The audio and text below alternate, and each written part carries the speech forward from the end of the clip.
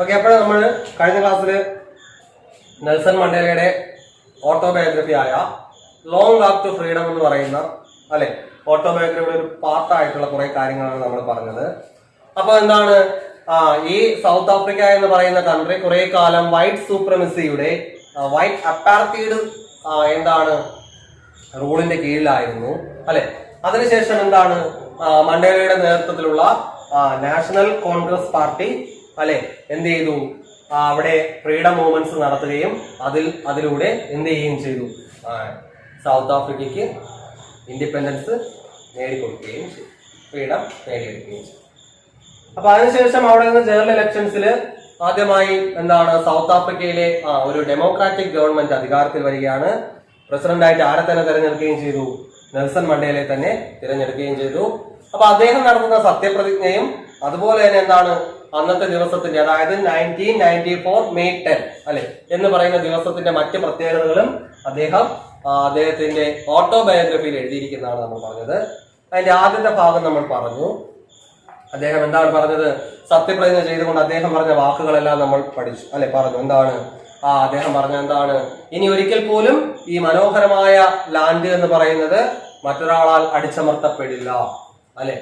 എപ്പോഴും അദ്ദേഹം എന്ത് ചെയ്യും, അദ്ദേഹത്തെ സ്വയം ഡെഡിക്കേറ്റ് ചെയ്യുകയാണെന്നാണ് പറഞ്ഞത്. എന്തിനു വേണ്ടിയിട്ട്, അദ്ദേഹത്തിന്റെ രാജ്യത്തിന് വേണ്ടിയും രാജ്യത്തിലെ ജനങ്ങൾക്ക് വേണ്ടിയും അദ്ദേഹത്തെ സ്വയം സമർപ്പിക്കുകയാണ്. അവിടെ നിന്നും പോവർട്ടി, അതുപോലെ തന്നെ എന്താണ്, ഡിസ്ക്രിമിനേഷൻ, സഫറിങ് തുടങ്ങിയ എല്ലാ കാര്യങ്ങളും തുടച്ചു നിൽക്കാനാണ് അദ്ദേഹവും അദ്ദേഹത്തിന്റെ ഗവൺമെന്റും ശ്രമിക്കുന്നത് എന്നെല്ലാം അദ്ദേഹം പറഞ്ഞു. അപ്പൊ അതിന്റെ രണ്ടാമത്തെ പാർട്ടിലേക്ക് നമുക്ക് പോകാം. A few moments later, we all lifted our eyes in air was a spectacular array of South African jets, helicopters and troop carriers rode in perfect formation over the Union buildings. It was not only a display of pinpoint precision and military force, but a demonstration of the military's loyalty to democracy, to a new government that had been freely and fairly elected. Only moments before, the highest journalists of South African Defence Force and Police, their chests bedecked with the ribbons and medals from days gone by, saluted me and pledged their loyalty. I was not unmindful of the fact that not so many years before, they would not have saluted but arrested me. Finally, a chevron of Impala jets left a smoke trail of the black, red, green, blue and gold of the new South African flag. The day was symbolized for me by the playing of two national anthems and the vision of white singing Kosi Sikeleli Africa and black singing Die Stem, the old anthem of the Republic. Although that day neither group know the lyrics of the anthem they once despised, they would soon know the words by heart. Okay. A few moments later, കുറച്ച് സമയത്തിന് ശേഷം, we all lifted our eyes. നമ്മളെല്ലാവരും നമ്മുടെ ice lift ചെയ്തു, നമ്മുടെ കണ്ണുകൾ ഉയർത്തി. എന്താണ്, in awe, അത്ഭുതത്തോടു കൂടി, as a spectacular array of South African jets. എന്ത് കാണാം, സൗത്ത് ആഫ്രിക്കൻ ജെറ്റ്സ് എന്ത് ചെയ്യാണ്, ഒരു സ്പെക്ടാക്കുലർ അറേയിൽ എന്ന് വെച്ചാൽ എന്താണ്, ഇംപ്രസീവ് ഡിസ്പ്ലേ ആൾക്കാരെല്ലാവരും ആകർഷിക്കപ്പെടുന്ന രീതിയിൽ സൗത്ത് ആഫ്രിക്കൻ ജെറ്റ്സിന്റെ പെർഫോമൻസ് നമുക്ക് കാണാൻ സാധിച്ചു. എന്താ, ജെറ്റ്സ് മാത്രമല്ല, helicopters and troop carriers rode in perfect formation over the Union Building. Union ബിൽഡിംഗിലൂടെ സൗത്ത് ആഫ്രിക്കൻ മിലിറ്ററി ഫോഴ്സിന്റെ എയർഫോഴ്സിന്റെ എന്താണ്, ജെറ്റ്സുകളും ഹെലികോപ്റ്റേഴ്സും എല്ലാം ഇങ്ങനെ പറക്കുന്നത് നമുക്ക് കാണാൻ സാധിച്ചു. It was not only a display of pinpoint position and military force. ഇതൊരു മിലിറ്ററി ഫോഴ്സിന്റെ എന്ത് മാത്രമായിരുന്നില്ല, ഒരു ഡിസ്പ്ലേ മാത്രമായിരുന്നില്ല. എന്ന് വെച്ചാൽ നമ്മുടെ സൈനിക ശക്തിയുടെ ഒരു ഡിസ്പ്ലേ മാത്രമായിരുന്നില്ല, മറിച്ചോ but a demonstration of the military's loyalty to democracy. മിലിറ്ററിയുടെ ലോയൽറ്റി ടു ഡെമോക്രസി. ഡെമോക്രസിയോടുള്ള, ഇവരുടെ പുതിയ ജനാധിപത്യത്തിനോടുള്ള മിലിറ്ററിയുടെ സൈന്യത്തിന്റെ ലോയൽറ്റി, ആത്മാർത്ഥത അവർ അതിലൂടെ ഡെമോൺസ്ട്രേറ്റ് ചെയ്യാനും നമുക്ക് കാണിച്ചു തരികയാണ്. അപ്പോ അവർ നമ്മൾക്കൊപ്പമുണ്ട്. സൈന്യം ജനാധിപത്യപരമായ ഈ ഡെമോക്രാറ്റിക് ഗവൺമെന്റിന്റെ എല്ലാ സപ്പോർട്ടുകളും കൂടി സൈന്യം അവിടെ ഉണ്ട് എന്നുള്ളത് നമുക്ക് കാണിച്ചു തരാൻ വേണ്ടിയിട്ടാണ് സൈന്യം ആ ഒരു പ്രകടനം അവിടെ നടത്തി. എങ്ങനെയുള്ള ഗവൺമെന്റ് ആണ്? To a new government that had been freely and fairly elected, അല്ലെ? ഫ്രീലി ആൻഡ് ഫെയർലി, അല്ലെ? വളരെ ഫെയർ ആയിട്ടുള്ള രീതിയിൽ, നല്ല രീതിയിൽ, അതുപോലെ തന്നെ ഫ്രീ ആയിട്ട് സ്വാതന്ത്ര്യപരമായി തിരഞ്ഞെടുക്കപ്പെട്ട ഈ ഗവൺമെന്റിനോടുള്ള ആദരവാണ് അവർ അതിലൂടെ കാണിച്ചത്. ആ ഡിസ്പ്ലേയിലൂടെ ആ എയർഫോഴ്സ് കാണിച്ചത്. ഓൺലി മൊമെന്റ്സ് ബിഫോർ, കുറച്ച് നിമിഷങ്ങൾ, ഏതിനു ശേഷമായിരുന്നു ഇതൊക്കെ? The highest generals of South African defence force and police, അല്ലെ? Highest generals in South African defence force and police. South African പോലീസിന്റെ ഹയസ്റ്റ്, പോലീസിന്റെയും ഡിഫൻസിന്റെയും ഹയസ്റ്റ് ആയിട്ടുള്ള ഓഫീസേഴ്സ് എന്ത് ചെയ്തു? They're just bedecked with ribbons and medals from the day's government, അല്ലെ? കഴിഞ്ഞ കാലത്ത് അവർ അച്ചീവ് ചെയ്ത എന്താണ്? റിബൺസും അതുപോലെ തന്നെ എന്താണ്? മെഡൽസും എല്ലാം തൂക്കിയിട്ടിരിക്കുന്ന യൂണിഫോമായിട്ട്, അല്ലെ? ധരിച്ചിരിക്കുന്ന യൂണിഫോമായിട്ട് അവർ എന്റെ മുന്നിലേക്ക് വന്നു. Saluted me, they then saluted me, അവർ എന്നെ എന്നിട്ട് എന്ത് ചെയ്തു? സല്യൂട്ട് ചെയ്തു. പിന്നെയോ ആൻഡ് പ്ലെഡ്ജഡ് their loyalty, അവർ അവരുടെ ലോയൽറ്റി, നമ്മളോടുള്ള ഗവൺമെന്റിനോടുള്ള ആത്മാർത്ഥത അവർ അവിടെ വെച്ച് പ്ലെഡ്ജ് ചെയ്യുകയും ചെയ്തു, അല്ലെ? പ്രതിജ്ഞ ചെയ്യുകയും ചെയ്തു. ഐ വാസ് നോട്ട് അൺമൈൻഡ്ഫുൾ, ഞാൻ അൺമൈൻഡ്ഫുൾ അല്ലായിരുന്നു. മൈൻഡ്ഫുൾ എന്ന് വെച്ചാൽ ഓർത്ത് വെക്കുക, അല്ലെ? അൺമൈൻഡ്ഫുൾ എന്ന് വെച്ചാൽ ഓർത്ത് വെക്കാണ്ടിരിക്കുക. നോട്ട് അൺമൈൻഡ്ഫുൾ എന്നാ പറയുന്നത്. ഞാൻ ഓർത്ത് വെക്കാതിരുന്നില്ല എന്ന് വെച്ച് കഴിഞ്ഞാൽ എന്താണ്? രണ്ട് നെഗറ്റീവ് ആണ് വന്നിരിക്കുന്നത്, അപ്പൊ പോസിറ്റീവ് ആവണം സെന്റൻസ്, അല്ലെ? ഞാൻ ഓർത്തിരുന്നു, അപ്പോഴും ഞാൻ ഓർത്തിരുന്നു. എന്താണ്? Of the fact that not so many years before they would not have saluted but arrested me, അല്ലെ? നോട്ട് സോ എന്താണ്? മെനി ഇയേഴ്സ് ബിഫോർ, അല്ലെ? കുറച്ച് വർഷങ്ങൾക്ക് മുമ്പ് വരെയും അവരെന്താണ്? ദേ നെവർ സല്യൂട്ടഡ് മീ, അവരെന്നെ സല്യൂട്ട് ചെയ്തില്ല. ബട്ട് അറസ്റ്റഡ് മീ, പക്ഷെ അവർ എന്ത് ചെയ്തിരുന്നു? എന്നെ അറസ്റ്റ് ചെയ്യുകയായിരുന്നു, അല്ലെ?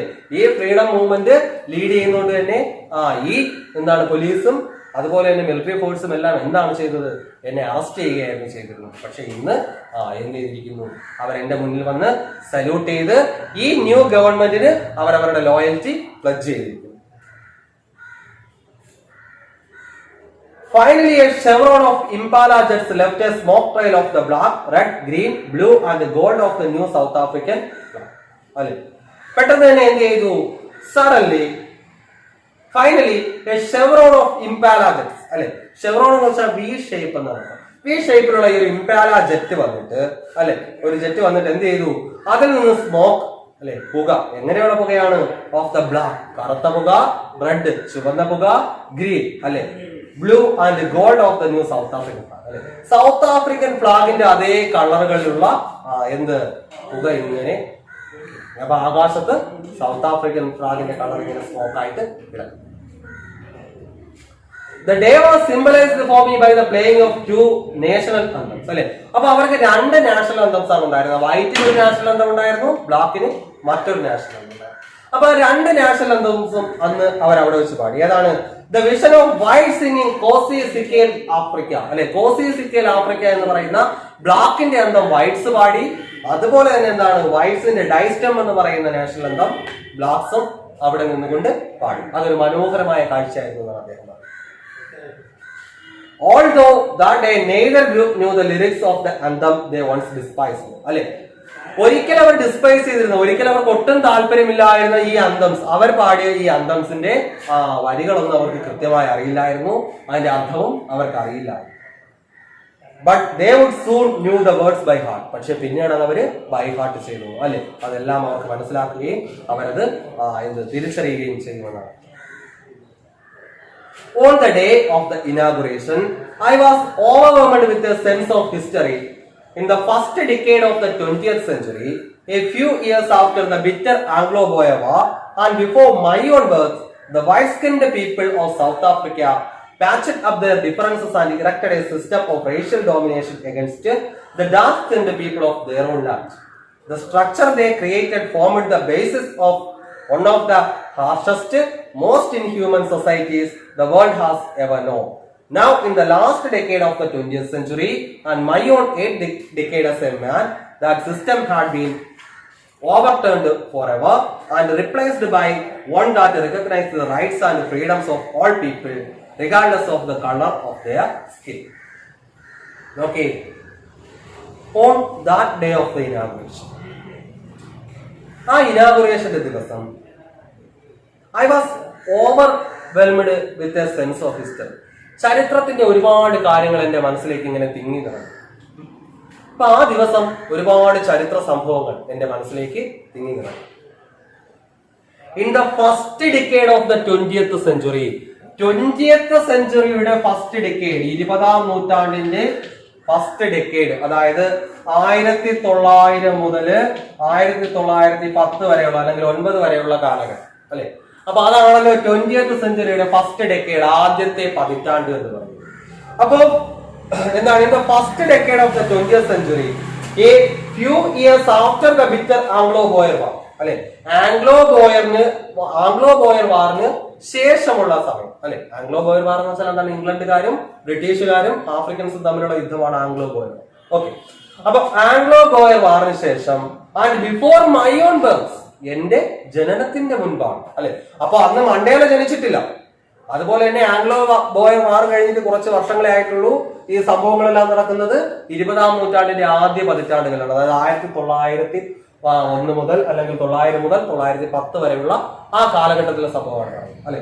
അപ്പോ മണ്ടേല ജനിക്കുന്നതിന് മുമ്പ് ആംഗ്ലോ-ബോയർ വാറിന് കുറച്ചും ശേഷം എന്താണ് ആദ്യത്തെ ഡിക്കേഡ് അല്ലെ, 20ാം നൂറ്റാണ്ടിന്റെ ആദ്യ പതിറ്റാണ്ടിൽ എന്ത് ചെയ്തു?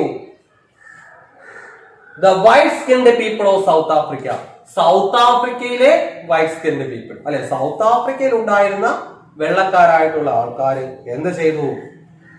പാച്ചഡ് അപ്പ് ദെയർ ഡിഫറൻസസ്, അവരുടെ ഡിഫറൻസ് എല്ലാം അവർ തെളിച്ചെടുത്തു അല്ലെ. അവർക്ക് മറ്റുള്ളവരിൽ നിന്നുള്ള വ്യത്യാസങ്ങളെല്ലാം അവർ തെളിച്ചെടുക്കുകയും and erected a system of racial domination against the dark skinned people of their own land അല്ലെ. ആൻഡ് ഇറക്റ്റഡ് അല്ലെ, കൊണ്ടുവന്നു എന്താണ്? A system of racial domination അല്ലെ, ഒരു റേഷ്യൽ ഡോമിനേഷൻ, വർണ്ണത്തിന്റെ പേരിലുള്ള ഡോമിനേഷൻ, ആധിപത്യം എന്ന് വെച്ചാല് കറുത്തവരെല്ലാം വെളുത്തവർക്ക് താഴെയാണ് എന്നുള്ള രീതിയിലുള്ള ഒരു എന്താണ് സിസ്റ്റം അവിടെ തന്നെയുള്ള സൗത്ത് ആഫ്രിക്കയിൽ തന്നെയുള്ള വൈറ്റ് സ്കിൻഡ് ആയിട്ടുള്ള ആൾക്കാർ അല്ലെ, വെള്ളക്കാരായിട്ടുള്ള ആൾക്കാർ കൊണ്ടുവരികയും അങ്ങനെ ഒരു റേഷ്യൽ ഡോമിനേഷൻ അവരവിടെ നിലനിർത്തുകയും ചെയ്തു അല്ലെ. സ്വന്തം നാട്ടിലാണ്. അപ്പൊ സൗത്ത് ആഫ്രിക്കയിൽ തന്നെയുള്ള വൈറ്റ് സ്കിൻഡ് ആയിട്ടുള്ള ആൾക്കാര് അവരുടെ രാജ്യത്ത് തന്നെ ബ്ലാക്ക് സ്കിൻഡ് പീപ്പിളിനോട് എന്ത് കാണിച്ചു? ഒരു റേഷ്യൽ ഡോമിനേഷൻ, വർണ്ണ വിവേചനം കാണിച്ചു. നിറത്തിന്റെ പേരിൽ എന്ത് ചെയ്തു? ഡോമിനേറ്റ് ചെയ്തു. കറുത്തവരെ വെളുത്തവർ ഡോമിനേറ്റ് ചെയ്തു അല്ലെ, അവർക്ക് മുകളിൽ ആധിപത്യം. ദ സ്ട്രക്ചർ ദേ ക്രിയേറ്റഡ്, അവർ ക്രിയേറ്റ് ചെയ്ത ഈ സ്ട്രക്ചർ അല്ലെ, അവർ ക്രിയേറ്റ് ചെയ്ത ഈ സ്ട്രക്ചർ എന്ത് ചെയ്തു? formed the basis of one of the harshest, most inhuman societies the world has ever known.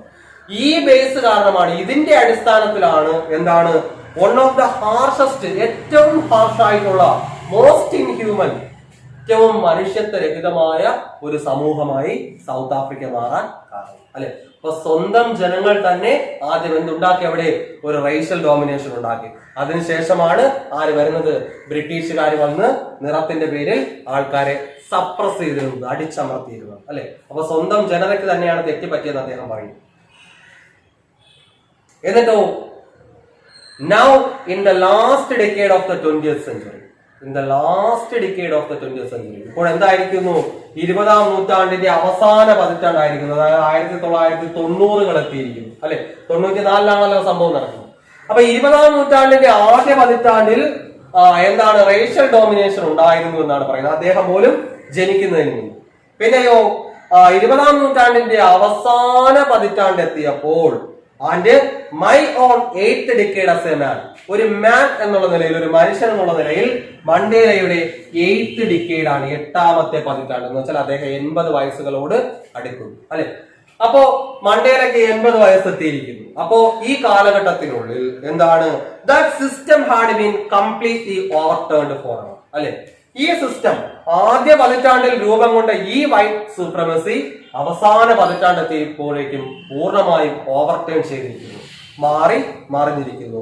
And replaced by one that recognise the rights and freedoms of all people regardless of their colour of their skin അല്ലെ. മാറിയിട്ട് എന്ത് വന്നിരിക്കുന്നു? And റിപ്ലൈസ്ഡ്, അതിന് പകരം എന്താ വന്നിരിക്കുന്നത്? That recognised, തിരിച്ചറിയുന്നത്, rights and freedoms of all people, എല്ലാ ജനങ്ങളുടെയും അവകാശവും സ്വാതന്ത്ര്യവും മനസ്സിലാക്കുന്ന അല്ലെ. എങ്ങനെ മനസ്സിലാക്കുന്ന? Regardless of the colour of their skin അല്ലെ. അവരുടെ സ്കിന്നിന്റെ കളർ വകവയ്ക്കാതെ, അവൻ കറുത്തവനോ വെളുത്തവനോ എന്തോ ആയിക്കൊള്ളട്ടെ, അവർക്ക് എല്ലാവർക്കും ഒരുപോലെ സ്വാതന്ത്ര്യവും ഒരുപോലെ അവകാശങ്ങളും ഉണ്ട് എന്ന് തിരിച്ചറിയുന്ന ഒരു ഗവൺമെന്റായി, ഒരു സൊസൈറ്റിയായി സൗത്ത് ആഫ്രിക്ക മാറിയിരിക്കുന്നു. ഇമ്പോർട്ടന്റ് ആയിട്ടുള്ള കാര്യമാണ്. 20ാം നൂറ്റാണ്ടിന്റെ ആദ്യത്തെ ഡിക്കേഡിൽ സംഭവിച്ച കാര്യവും 20ാം നൂറ്റാണ്ടിന്റെ അവസാന ഡിക്കേഡിൽ സംഭവിച്ച കാര്യം. 20ാം നൂറ്റാണ്ടിന്റെ ആദ്യത്തെ ഡിക്കേഡിൽ എന്താണ് സംഭവിച്ചത്? അവിടെ തന്നെയുള്ള സൗത്ത് ആഫ്രിക്കയിൽ തന്നെയുള്ള വെള്ളക്കാരായിട്ടുള്ള ആൾക്കാര് എന്ത് ചെയ്തു? അവിടുത്തെ ബ്ലാക്ക് പീപ്പിളിനെ ഡോമിനേറ്റ് ചെയ്യാൻ തുടങ്ങി, അല്ലെ? റേസിന്റെ പേരിൽ, വർണ്ണത്തിന്റെ പേരിൽ ഡോമിനേറ്റ് ചെയ്യാൻ തുടങ്ങി.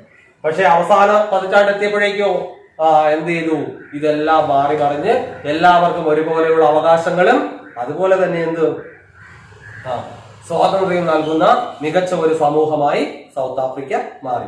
8 പതിറ്റാണ്ടുകൾ കൊണ്ട്, അല്ലെ? മണ്ടേല ജീവിച്ചിരുന്ന 8 പതിറ്റാണ്ടുകൾ കൊണ്ട് സൗത്ത് ആഫ്രിക്ക എങ്ങനെ മാറി മറിയുന്ന അദ്ദേഹത്തിന് കാണാൻ സാധിച്ചു. That day had come about through the unimaginable sacrifices of thousands of my people whose suffering and courage can never be counted or repaid. I felt that day, as I have on so many other days, that I was simply the sum of all those African patriots who had gone before me. That long and noble line ended and now began again with me. I was pained that I was not able to thank them, and that they were not able to see what their sacrifices had brought. Okay, that day, ആ ദിവസം, I had come about through the unimaginable sacrifices of thousands of my people. അല്ലേ? ഞാൻ എന്ത് ഓർത്തെടുക്കാൻ ശ്രമിക്കുകയായിരുന്നു? ഞാൻ എന്ത് ഓർക്കുകയായിരുന്നു? The sacrifices of thousands of my people. ആയിരക്കണക്കിന് എന്റെ ജനങ്ങളുടെ, അല്ലെ? എന്റെ ജനങ്ങളായ ആയിരക്കണക്കിന് ആൾക്കാരുടെ സാക്രിഫൈസസ്, സ്വാതന്ത്ര്യത്തിന് വേണ്ടി ചെയ്ത ത്യാഗങ്ങളെ കുറിച്ച് ഞാൻ ഓർക്കുകയായിരുന്നു, അല്ലെ? People whose suffering and courage can never be counted or repaid. അല്ലെ? അവരുടെ ആ കറേജും അതുപോലെ തന്നെ എന്താണ് സഫറിങ്ങും, അല്ലെ? അവരുടെ ധൈര്യവും അവരുടെ യാതനകളും സഫറിങ്ങും കഷ്ടപ്പാടുകളും ഒരിക്കലും നമുക്ക് കണക്ക് കൂട്ടി വെക്കാനോ അതല്ലെങ്കിൽ അതിന് പകരമായ എന്തെങ്കിലും നൽകാനോ സാധിക്കില്ല. അപ്പൊ അത്രയും വലിയ കാര്യങ്ങളാണ് സൗത്ത് ആഫ്രിക്കയിലെ ഓരോ ജനങ്ങളും എന്തിനു വേണ്ടിയിട്ട്? സ്വാതന്ത്ര്യത്തിന് വേണ്ടിയിട്ട് സാക്രിഫൈസ് ചെയ്തത്, അല്ലെ? ത്യാഗം ചെയ്തത്. I felt that day, ആ ദിവസം എനിക്ക് തോന്നി, as I have on so many other days, മറ്റ് പല ദിവസങ്ങളിൽ എന്ന പോലെ ആ ദിവസവും എനിക്ക് തോന്നി. എന്താണ്? That I was simply the sum of all those African patriots who had gone before me. അല്ലെ? എനിക്ക് മുന്നേ പോയ ആഫ്രിക്കൻ പാട്രിയറ്റ്സിന്റെ, ഞാൻ എന്താണ് ഒരു പ്രസിഡന്റ് ആകുന്നതിന് മുമ്പ് അല്ലെങ്കിൽ ഒരു ഫൈറ്റർ ആകുന്നതിന് മുമ്പ് എനിക്ക് മുന്നേ വന്നു പോയ എല്ലാ ആഫ്രിക്കൻ പാട്രിയറ്റ്സിന്റെയും ഒരു സം ആണ് ഞാൻ, അല്ലെ? അവരെല്ലാം ചേർന്ന ഒന്നാണ് ഞാനെന്ന് എനിക്ക് മനസ്സിലായി. കാരണം എന്താണ്? That long and noble line ended and now began again with me. അല്ലെ? That long and noble line, ആ മഹത്തായ ലോങ് ലൈൻ, അല്ലെ? ഒരുപാട് ആൾക്കാരുടെ സാക്രിഫൈസ്, അത് ended with me, എന്നോടുകൂടി അവസാനിച്ചിരിക്കുന്നു. എന്നിട്ട് പുതിയൊരു ലോകം എന്നിൽ നിന്ന് ആരംഭിക്കുന്നു എന്നാണ് അദ്ദേഹം പറയുന്നത്, അല്ലെ? അപ്പോ എല്ലാ സാക്രിഫൈസുകളും മണ്ടേലയോടുകൂടി അവസാനിക്കുന്നു. അതിനുശേഷം എന്താണ്? മണ്ടേലയിൽ നിന്ന് പുതിയൊരു ലോകം അല്ലെങ്കിൽ പുതിയൊരു സമൂഹം അവിടെ ആരംഭിക്കുകയാണ് എന്നാണ് അദ്ദേഹം പറയുന്നത്. I was pained, അല്ലെ? ഞാൻ വേദനിച്ചിരുന്നു. എന്താണ്? That I was not able to thank them, അല്ലെ? എനിക്ക് അവരോട് ഒരു നന്ദി പറയാൻ സാധിച്ചില്ലല്ലോ എന്നോർത്ത്. And they were not able to see what their sacrifices had wrought. അതുപോലെ തന്നെ അവരുടെ സാക്രിഫൈസ് റോട്ട് ചെയ്തത്, അച്ചീവ് ചെയ്തത് എന്താണെന്ന് കാണാൻ അവർക്ക് സാധിച്ചില്ലല്ലോ. അവരോട് എനിക്ക് നന്ദി പറയാൻ പറ്റിയില്ലല്ലോ, അല്ലെ? അവര് ഇത്രയും കാര്യങ്ങൾ, ഈ സാക്രിഫൈസിനൊന്നും എനിക്ക് അവരോട് നന്ദി പറയാൻ പറ്റിയില്ല. അത് മാത്രമല്ല, ഇന്ന് അതൊന്നും കാണാൻ, അവരുടെ സാക്രിഫൈസുകൾ അച്ചീവ് ചെയ്ത, നേടിയെടുത്ത ആ കാര്യം കാണാൻ ഇന്ന് അവരില്ലല്ലോ. അവരെല്ലാം എന്ത് ചെയ്തു? ഇതിൽപ്പെട്ട് അവരുടെ ജീവൻ പോലും സാക്രിഫൈസ് ചെയ്ത് പോയിരിക്കുകയാണ്, അല്ലെ? അപ്പൊ അവർക്ക് ഇതൊന്നും കാണാൻ സാധിക്കുന്നില്ലല്ലോ എന്നോർത്ത് ഞാൻ അന്ന് ഒരുപാട് വേദനിച്ചു. The policy of apartheid created a deep and lasting wound in my country and my people. All of us will spend many years, if not generations, recovering from that profound hurt. But the decades of oppression had brutality had another unintended effect, and that was that it produced the Oliver Tambos, the Walter Sisulu, the Chief Luthilus, the Joseph Dadus, the Bram Fishers, the Robert Subukaus of our time. Men of such extraordinary courage, wisdom and generosity that their like may never be known again. Perhaps it requires such depths of oppression to create such heights of character. My country is rich in the minerals and gems that lie beneath its soil, but I have always known that it is greatest wealth is its people, finer and truer than the purest diamond. എന്നിട്ട് പറയാം, the policy of apartheid system, അല്ലെ, apartheid system, ഈ വിവേചനപരമായിട്ടുള്ള ഭരണം created a deep and lasting wound in my country and my people. എന്റെ രാജ്യത്തിനും എന്റെ ജനങ്ങളുടെ മനസ്സിലും ഒരു ഡീപ്പ് വൂണ്ട്, ആഴത്തിലുള്ള മുറിവാണ് ഏൽപ്പിച്ചത്. All of us will spend many years, if not generations, recovering from that profound hurt.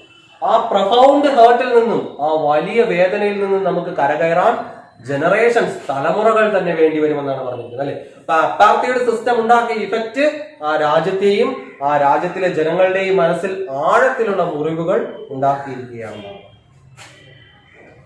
But the decades of oppression and brutality had another unintended effect, അല്ലെ. പക്ഷെ ഈ ഒപ്രഷൻ എന്ന് പറയുന്നത്, ഈ അടിച്ചമർത്തൽ കാരണം ഒരു അൺഇന്റൻഡഡ് ആയിട്ടുള്ള, അല്ലെ, ഇന്റൻഡഡ് ആയിരുന്നില്ല എന്ന് വെച്ചാൽ മനഃപൂർവ്വമല്ലാത്ത ഒരു കാര്യം കൂടി അവിടെ ഉണ്ടായി. എന്താണ്? that it produced the Oliver Tambo's. Oliver താംബോയെ പോലെയുള്ള ആൾക്കാരെ ക്രിയേറ്റ് ചെയ്യാൻ സാധിച്ചു, അല്ലെ.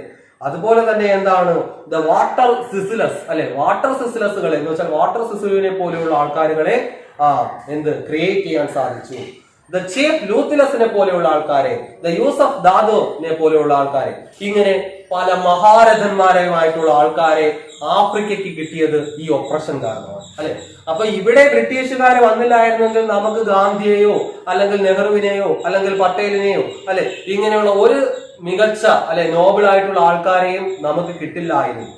ഇവിടെ ബ്രിട്ടീഷുകാർ വന്ന് നമ്മളെ സപ്രസ് ചെയ്തുകൊണ്ടാണ്, അവരെതിരെ പോരാടിയാണ് ഇവരെല്ലാം നമ്മുടെ ഹീറോസ് ആയി മാറിയത്. അതുപോലെ തന്നെ സൗത്ത് ആഫ്രിക്കയിൽ അടിച്ചമർത്തൽ നടന്നത് കൊണ്ടാണ് എന്ത് ചെയ്തത്, ഇത്തരം മഹാരഥന്മാരായിട്ടുള്ള ആൾക്കാരെ സൗത്ത് ആഫ്രിക്കയ്ക്ക് കിട്ടിയതെന്നാണ് ഇദ്ദേഹം പറയുന്നത്. Men of such extraordinary courage, wisdom and generosity, അല്ലെ. അവരെങ്ങനെയുള്ള മനുഷ്യരായിരുന്നു എന്നാണ് പറയുന്നത്? എക്സ്ട്രാഓർഡിനറി കറേജ്, അല്ലെ, അസാധാരണമായിട്ടുള്ള courage, wisdom and generosity, that their like may never be known again. അവരെ പോലെയുള്ളവർ ഇനി ഒരിക്കലും ഉണ്ടാവില്ല. Perhaps it requires such depths of oppression to create such heights of character. കാരണം എന്താണെന്നാ പറയുന്നത്? Perhaps, ഒരു പക്ഷേ, it requires such depths of oppression, അത്രയും ഡെപ്സ് ഉള്ള ഒപ്രഷൻ ഉണ്ടെങ്കിൽ മാത്രമേ, അത്രയും ശക്തമായ അടിച്ചമർത്തലുകൾ നേരിട്ടുകൊണ്ടാണ് അത്രയും ശക്തമായ കഥാപാത്രങ്ങൾ അല്ലെങ്കിൽ നേതാക്കൾ അല്ലെങ്കിൽ മനുഷ്യർ ഉണ്ടായി വരുന്നത്, അല്ലെ. അപ്പൊ ഇവിടെ അത്രയും ശക്തമായി അടിച്ചമർത്തപ്പെട്ടത് കൊണ്ട് അത്രയും ശക്തമായിട്ടുള്ള ആൾക്കാർ ഉണ്ടായി വന്നു, അല്ലെ. അവർ നേരിട്ടത് അത്രയും വലുതായിരുന്നു. അതുകൊണ്ട് തന്നെ അവരൊരു ഒരു ഹീറോയെ ക്രിയേറ്റ് ചെയ്യാൻ ആ ഓപ്പറേഷന് സാധിച്ചു. ഇപ്പൊ നമ്മൾ പറയുന്നത് പോലെ ഇപ്പൊ ബ്രിട്ടീഷുകാർ ഇന്ത്യയെ വന്ന് അടിച്ചമർത്തുകയും ഇന്ത്യയെ കൊള്ളയടിക്കുകയും ഇന്ത്യയെ നശിപ്പിക്കുകയും ചെയ്തത് കൊണ്ടാണ് നമുക്കൊരു ഗാന്ധിയെ കിട്ടിയത്, അല്ലെ, അല്ലെങ്കിൽ നമുക്കൊരു സുഭാഷ് ചന്ദ്രബോസിനെ കിട്ടിയത്. അപ്പോ അത്തരത്തിലുള്ള ഒരുപാട് ഫ്രീഡം ഫൈറ്റേഴ്സിനെ നമുക്ക് കിട്ടിയത്, അല്ലെ, ഗ്രേറ്റ് ക്യാരക്ടേഴ്സ്, അല്ലെ, ഇത്തരത്തിലുള്ള മഹാരഥന്മാരായിട്ടുള്ള ക്യാരക്ടേഴ്സിനെ നമുക്ക് കിട്ടിയത് ആ ഓപ്പറേഷന്റെ ഫലമായിട്ടാണ്. അതുപോലെ തന്നെ ഇവിടെയും അങ്ങനെ തന്നെയാണ്. അത്രയും ശക്തമായ ഓപ്പറേഷൻ അവർ അനുഭവിച്ചത് കൊണ്ട് തന്നെ അത്രയും മികച്ച ക്യാരക്ടേഴ്സായി ആര് മാറി? ഈ പറഞ്ഞ വ്യക്തികൾ മാറി, അല്ലെ. വാട്ടർ സിസിലു, അതുപോലെ തന്നെ ഒലിവർ താംബോ തുടങ്ങിയ ആൾക്കാർ. Okay. My country is rich in the minerals and gems that lie beneath the soil. എന്നിട്ട് ഞാൻ പറയാം, my country is rich. എന്റെ രാജ്യം റിച്ച് ആണ്, സമൃദ്ധമാണ്. എന്തുകൊണ്ട്? The minerals and gems that lie beneath the soil. മണ്ണിനടിയിൽ കിടക്കുന്ന സോയിൽസും മിനറൽസും കൊണ്ട്, അല്ലെ, മണ്ണിനടിയിലുള്ള ജെംസ് ആൻഡ് മിനറൽസ്, അല്ലെ, ധാതുക്കളും ജെംസും കൊണ്ട് ധാരാളം രത്നങ്ങളും മിനറൽസും ഉള്ള ഒരു രാജ്യമാണ് എന്ന് വെച്ചാൽ സൗത്ത് ആഫ്രിക്ക, അല്ലെ. അപ്പൊ അത്തരത്തിൽ റിച്ച് ആണ് എന്റെ രാജ്യം എന്ന് വെച്ചാൽ. But I have always known that it is greatest wealth is its people. പക്ഷേ ഞാൻ മനസ്സിലാക്കുന്നത് സൗത്ത് ആഫ്രിക്കയുടെ ഏറ്റവും വലിയ വെൽത്ത് എന്ന് വെച്ച് കഴിഞ്ഞാൽ ജെംസോ മിനറൽസോ ഒന്നും അല്ല, മറിച്ച് ഇറ്റ്സ് പീപ്പിൾ, അതിന്റെ ജനങ്ങളാണ്. സൗത്ത് ആഫ്രിക്കയിലെ ജനങ്ങളാണ് ഏറ്റവും വലിയ വെൽത്ത്, അല്ലെ. സൗത്ത് ആഫ്രിക്കയെ സംബന്ധിച്ചിടത്തോളം അവരുടെ ഏറ്റവും വലിയ സമ്പാദ്യം ഒരിക്കലും ജെംസോ മിനറൽസോ അല്ല, മറിച്ച് അവിടുത്തെ ജനതയാണെന്നാണ് അദ്ദേഹം പറയുന്നത്, അല്ലെ. Finer and truer than the purest of diamonds. ഏറ്റവും പ്യൂർ ആയിട്ടുള്ള ഡയമണ്ടിനേക്കാൾ ഫൈനർ ആൻഡ് ട്രൂവർ അല്ലെ ആണ് അവിടുത്തെ ജനത. Okay, it is from this comrades in the struggle that I learned the meaning of courage. Time and again I have seen men and women risk and give their lives for an idea. I have seen men stand up to attacks and torture without breaking, showing a strength and resilience that deflects the imagination. I learned that the courage was not the absence of fear, but the triumph over it. The brave man is not he who does not feel afraid, but he who conquers that fear. It is from these comrades in the struggle. അല്ലെ ഈ സ്ട്രഗിളിൽ ഈ comrade എന്ന് വെച്ചാൽ എന്താണ്? സഖാക്കന്മാർ അല്ലെ, സുഹൃത്തുക്കൾ അല്ലെ. എന്താണ്? that I learned the meaning of courage. ഇവരിൽ നിന്നുമാണ്, ഈ നേതാക്കന്മാരിൽ നിന്നുമാണ്, ഈ സഖാക്കളിൽ നിന്നുമാണ് ഞാൻ എന്ത് പഠിച്ചിരിക്കുന്നത്? the meaning of courage അല്ലെ, ധൈര്യം എന്നതിന്റെ അർത്ഥം ഞാൻ മനസ്സിലാക്കിയിരിക്കുന്നത്. Time and again I have seen men and women risk and gave their lives for an idea. ഞാൻ എന്ത് കണ്ടിട്ടുണ്ട്? men and women risk their lives അല്ലെ, പുരുഷന്മാരും സ്ത്രീകളും they risk their lives അല്ലെ, അവരവരുടെ ജീവിതം തന്നെ, ജീവൻ തന്നെ റിസ്ക് ചെയ്യുന്നത് ഞാൻ കണ്ടിട്ടുണ്ട്. ഫോർ ആൻ ഐഡിയ, ഒരു ആശയത്തിന് വേണ്ടിയിട്ട്. എന്താണ് ആശയം? ഫ്രീഡം അല്ലെ. സ്വാതന്ത്ര്യം എന്ന് പറയുന്ന ഒരൊറ്റ വികാരം കാരണം, ഒരൊറ്റ ആശയത്തിന് വേണ്ടി ജീവൻ പണയം വെക്കുന്ന മഹത്തായിട്ടുള്ള സ്ത്രീകളെയും പുരുഷന്മാരെയും എനിക്ക് കാണാൻ സാധിച്ചു. പിന്നെയോ ഐ ലേൺഡ് ദാറ്റ്, അവരിൽ നിന്നെല്ലാം ഞാൻ മനസ്സിലാക്കി. എന്താണ് മനസ്സിലാക്കിയത്? that the courage was not the absence of fear. Courage എന്ന് പറയുന്നത് not the absence of fear, ഭയം ഇല്ലായ്മ അല്ല, മറിച്ച് the triumph over it, ഭയത്തിന്റെ മേലുള്ള വിജയത്തെയാണ് നമ്മൾ കറേജ് എന്ന് പറയുന്നത് അല്ലെ. അപ്പൊ കറേജ് എന്ന് വെച്ച് കഴിഞ്ഞാൽ ഒരിക്കലും എന്തല്ല, ഭയമില്ലായ്മയല്ല, ഭയത്തിന് മുകളിലുള്ള നമ്മുടെ വിജയമാണ്. ആ ഭയത്തെ നമ്മൾ കീഴടക്കുന്നതാണ് എന്തെന്ന് വെച്ചാൽ കറേജ്, ധൈര്യം എന്ന് വിഷയം. The brave man is not he who does not feel afraid. ഭയപ്പെടാത്തവനല്ല ശരിക്കും ബ്രേവ് മെൻ എന്ന് പറയുന്നത് അല്ലെ. ധീരനായ മനുഷ്യൻ എന്ന് വെച്ചാൽ ഒരിക്കലും ഭയപ്പെടാത്ത ഒരാളല്ല, മറിച്ച് he who conquers that fear, ആ ഭയത്തെ കോൺകർ ചെയ്യുന്നവനാണ്, കീഴടക്കുന്നവനാണ് ശരിക്കും ധീരൻ. ഭയമില്ലാത്ത ഒരാളല്ല ധീരൻ, മറിച്ച് ഭയത്തെ കീഴടക്കുന്നവനാണ് യഥാർത്ഥ ധീരൻ. എന്നിട്ട് അദ്ദേഹം പറയാണ് ഏറ്റവും ഇമ്പോർട്ടന്റ് ആയിട്ടുള്ള വരികളാണ്. No one is born hating another person because of the color of his skin or his background or his religion. People must learn to hate, and if they can learn to hate, they can be taught to love. For love comes more naturally to human heart than its opposite. Even in the grimmest times in prison, when my comrades and I were pushed to our limits, I would see a glimmer of humanity in one of the guards, perhaps just for a second, but it was enough to reassure me and keep me going. Man's goodness is a flame that can be hidden but never extinguished. No one is born hating another person. No one is born hating another person. മറ്റൊരാളെ വെറുത്തുകൊണ്ടല്ല ലോകത്ത് ഒരു മനുഷ്യനും ജനിക്കുന്നത്. എന്തിന്റെയൊക്കെ പേരിൽ? Because of the colour of his skin അല്ലെ, ഒരു മനുഷ്യന്റെ കളറിന്റെ പേരിലോ, ഓർ ഹിസ് ബാക്ക്ഗ്രൗണ്ട്, അയാളുടെ ചുറ്റുപാടിന്റെ പേരിലോ, ഓർ ഹിസ് റിലീജിയൻ, അയാളുടെ മതത്തിന്റെ പേരിലോ ഒരു മനുഷ്യനെയും വെറുത്തുകൊണ്ടല്ല ഒരു മനുഷ്യനും ഈ ലോകത്ത് ജനിക്കുന്നത്. നമ്മൾ എല്ലാവരും ജനിക്കുമ്പോൾ നമ്മുടെ മനസ്സിൽ ആരോടും തന്നെ എന്തില്ല? വെറുപ്പില്ല. നമ്മൾ ആരെയും വെറുത്തുകൊണ്ടല്ല നമ്മൾ ജനിക്കുന്നു. ഒന്നിന്റെ പേരിലും നമ്മൾ ആരെയും വെറുത്തുകൊണ്ടല്ല ജനിക്കുന്നു.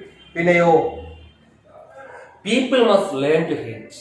ജനങ്ങൾ വെറുക്കാൻ പഠിക്കുകയാണ്, അല്ലെങ്കിൽ അവരെ പഠിപ്പിക്കുകയാണ് അല്ലെ.